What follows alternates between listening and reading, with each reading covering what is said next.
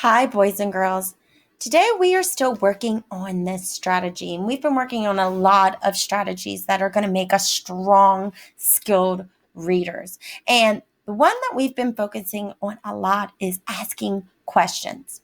And today we are going to still continue to ask and answer questions as we think about which parts of the books we read are fiction or invented and which parts that are actually facts.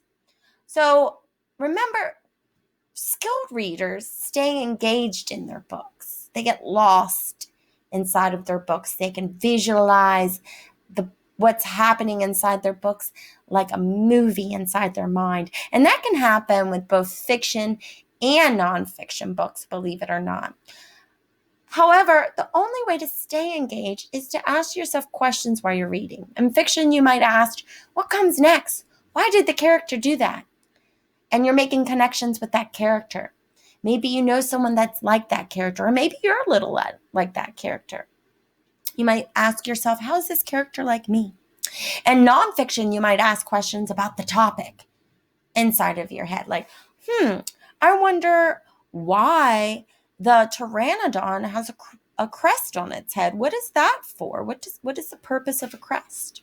So this strategy we like to call wake up your brain. Wake up your brain and ask yourself questions to stay engaged. So like I said before, we're going to do that still today while we're thinking about which parts of books that we read that are fiction and which parts in those books that are actually facts. So let's get to it. We're going to get right to it. We're going to go ahead and first talk a little bit about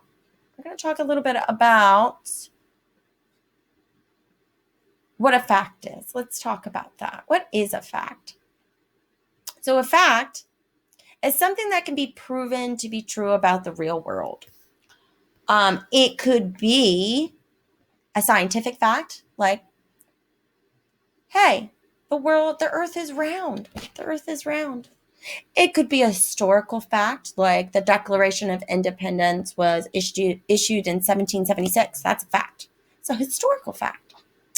It could just be an everyday fact, like maybe how to take care of dogs.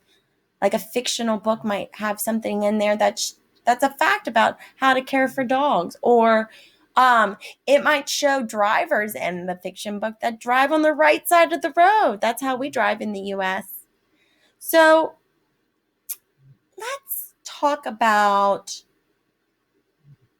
fiction.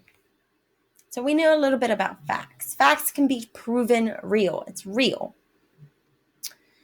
Now, in fiction books are invented stories. However, even invented stories, that means stories that come from our imaginations, use some facts. And they may include real people, real science, or history even. Or simply everyday information, like I said before. Like it could be a story about a dog, and in there they are taking care of the dog the way they should. Or it could be a real story about, a fictional story about a doctor. And in that fictional story, there might be some true medical facts.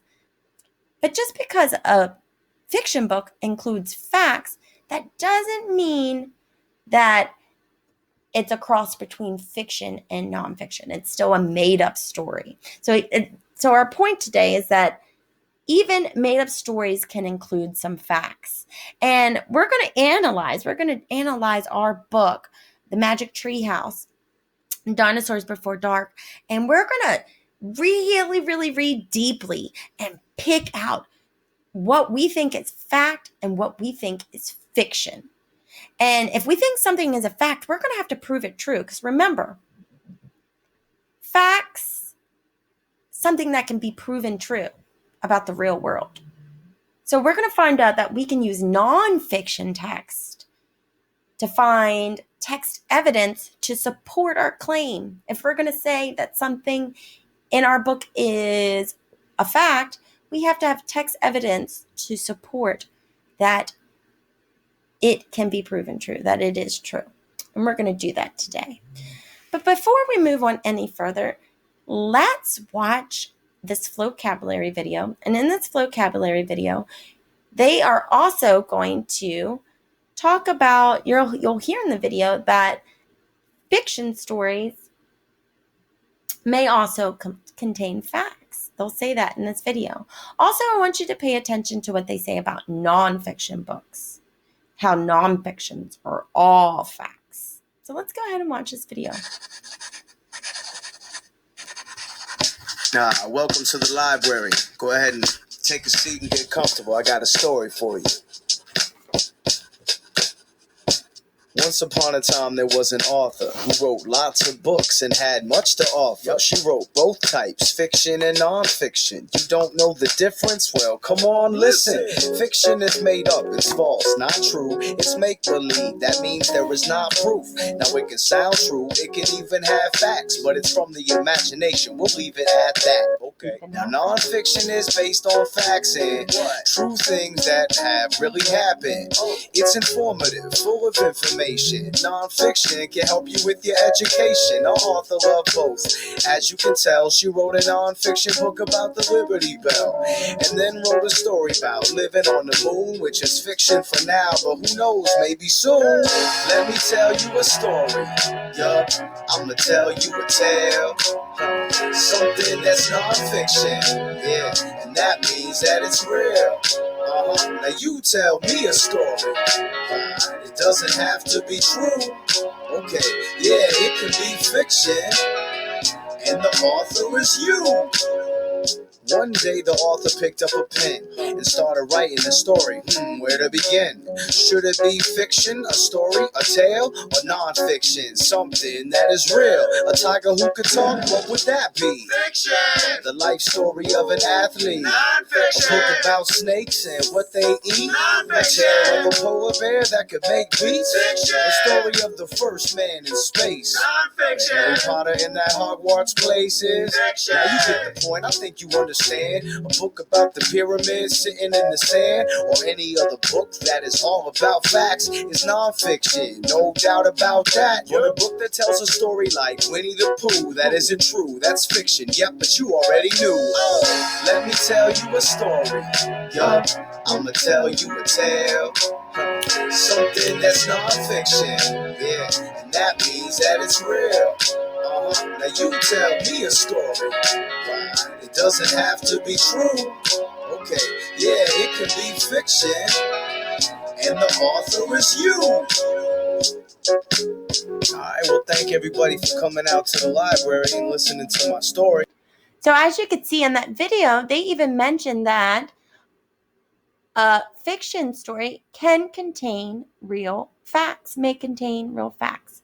But all in all, it is still an imaginary story. And that nonfiction books are very informative, and it helps you with your education. So I would like us to take a look. We're going to take a dive a little deeper. We're going to dive a little bit deeper, and we're going to take a look at this book I found on Epic. And I went ahead and I assigned it to all of you because I am not going to read the whole thing. I want you to go back and read the story because it's such a cute, awesome story. It's called Am I Yours? And it's about friendly dinosaurs who help a lost egg search for its parents after it's been blown out of its nest. It's pretty cool. I like this story. And it has a great ending. And I want to encourage you to read it. And it's an epic. It's an epic. I assigned it to you. So you're going to get that notification that I assigned this book to you. It's called Am I Yours? So we're going to read a little bit about this, and we're going to pick it apart a little bit. That's what that means. Analyzing. We're going to pick it apart. Okay? This is definitely a fiction book, right? It's about friendly dinosaurs that help a lost egg search for its parents, like eggs can talk. Definitely not true. However, I bet there are some facts in here about real dinosaurs or dinosaurs from long ago. So let's take a look. 200 million years ago, an icy wind began to blow. It blew great clouds from east to west and pushed an egg out of a nest. I love how it rhymes. The egg rolled gently down a hill, slow at first, then fast until it bumped a rock and spun around and came to land on level ground. There's a proof right there. That is definitely fiction. If that was a real egg, that would have been a goner. That egg would have been cracked. And that is a fact. Eggs that fall on hard surfaces crack open. It sat there through the cold, dark night. At last it felt the warm sunlight, and with the light came thumping feet. The egg called out, soft and sweet, "Excuse me, please, but am I yours? I'm sure I'm a dinosaur's." Oh, love it. First, Stegosaurus wandered near and asked the egg loud and clear, "What do you look like inside that shell?" "I can't see in, so I can't tell. Are there spikes along your spine, long and flat and sharp like mine?" "I have no spikes, I'm sad to say, so I'm not yours, but that's okay." Let's talk about this page. Can you find a fact? You're right. If you said that a Stegosaurus is a real dinosaur, you are completely right. And I have some text evidence to support that. What I love about Epic is you can click on a word, and we clicked on Stegosaurus, and it could tell you the definition of the word. And right here, if you click on Stegosaurus, it tells you that it was a 4-footed plant-eating dinosaur that has bony plates and spikes on its back and tail. And they know that from fossil remains. This is a fact. This was a real dinosaur back in the Cretaceous period. And they described it. The way they described it was factual. So this book is very fiction. It comes straight out of someone's imagination. It contains some facts. Look at that. So facts help us tell imaginary tales. Let's read one more page. Next, Brachiosaurus leaned in low and asked this question calm and slow. "What do you look like inside that shell? I can't see in, so I can't tell. Do you have a longish neck, or is it short? Can you check?" "It's very short, this neck of mine, so I'm not yours, but I'll be fine." Again, right here, we have a real dinosaur, Brachiosaurus, a huge herbivorous dinosaur of the late Jurassic to mid-Cretaceous periods. So it tells you that they had a longer neck. They had a long neck too as well. It's a real dinosaur. I really want you to go on Epic today and read this book. You're going to read this book, and I want you to pull some facts out of this if you can. I want you to think and ask yourself questions and use that strategy. What in this book is fact, and what in this book is fully fiction? And I'm telling you, you're going to enjoy the ending to this book. Here's another one. Triceratops came trotting by. Triceratops. Here we go. Another plant-eating, 4-footed Cretaceous dinosaur. He came from the Cretaceous period. 3 horns. And they said he had 3 horns too. Triceratops came trotting by and spoke to the egg eye to eye. Now, this book is very fiction too and make-believe because dinosaurs didn't talk and eggs can't talk. But was a Triceratops real? Is that a fact? Was it a real dinosaur in the past? Yes, it was. Did it have 3 horns? Yes, it did. What do you look like inside that shell? I can't see and so I can't tell. Do you have horns? 1, 2, and 3. 3 sharp horns just like me. I have no horns. I wish I did. So I'm not yours. I'm not your kid. I just love this book. So we're going to move on from this, and I want to show you our book. I'm going to show you our book because you're going to search through our book today, and you're going to participate in our discussion board. I'm going to show you passages from our book, Dinosaurs Before Dark, and we're going to take a look at some of the things that were said, and we're going to try to draw out some facts. We know that this is not a real story. Jack and Andy were not real kids. But they have a lot of good facts in here about dinosaurs, and we are going to pull some of those facts out. And I'm going to give you some examples here, and then for your discussion board and your assignment today, you're going to go and look through chapters 1 through 5, and I want you to find some more facts. I want you to pull out more facts from our novel, Magic Tree House: Dinosaurs Before Dark. Now, here we go. Here is a passage I took from page 13. I just went ahead and did a screenshot of page 13.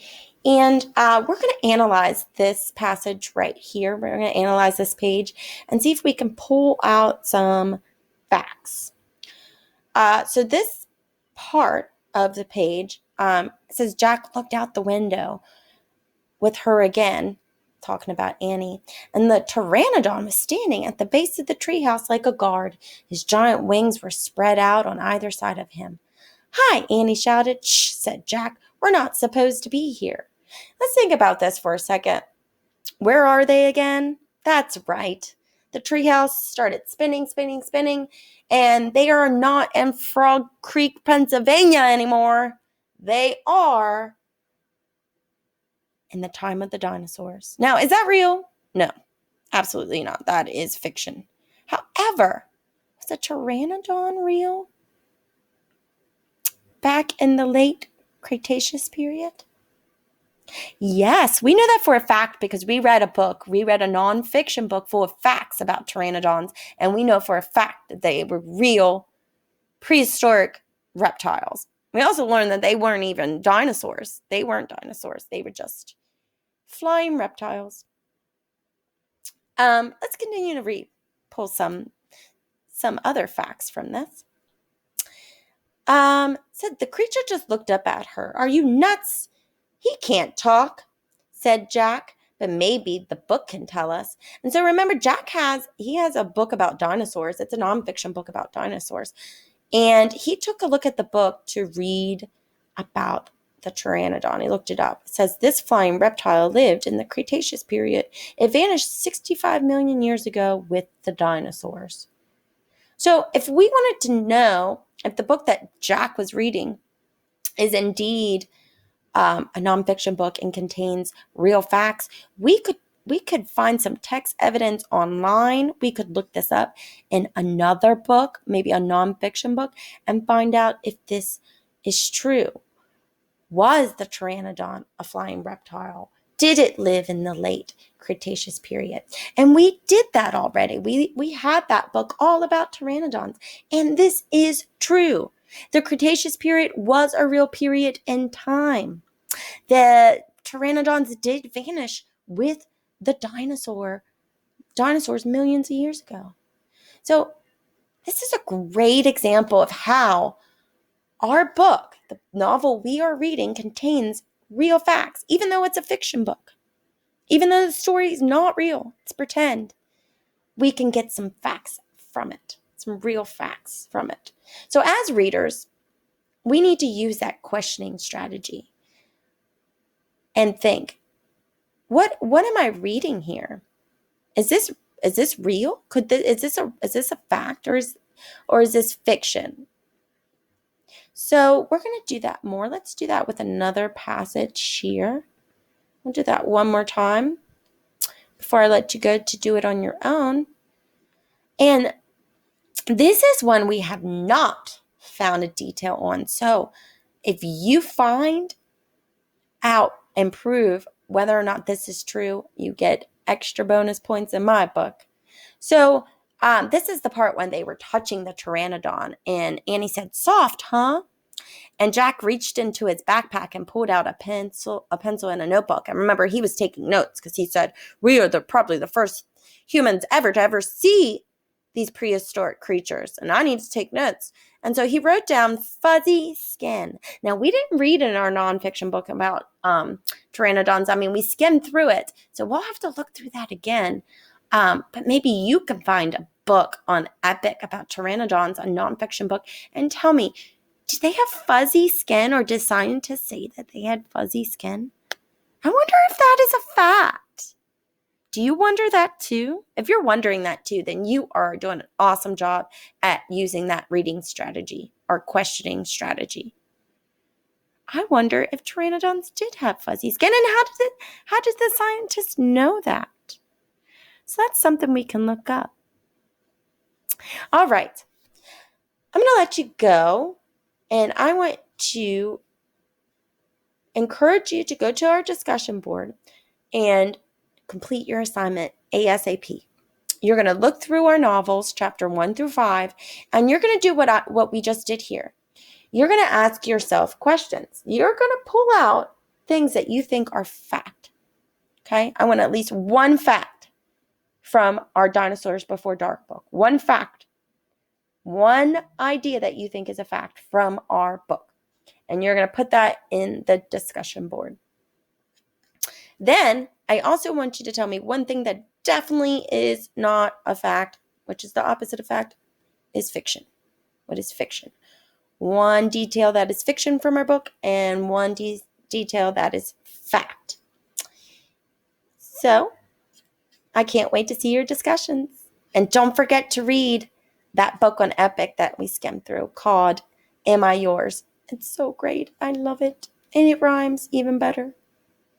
Have fun, kids. Bye.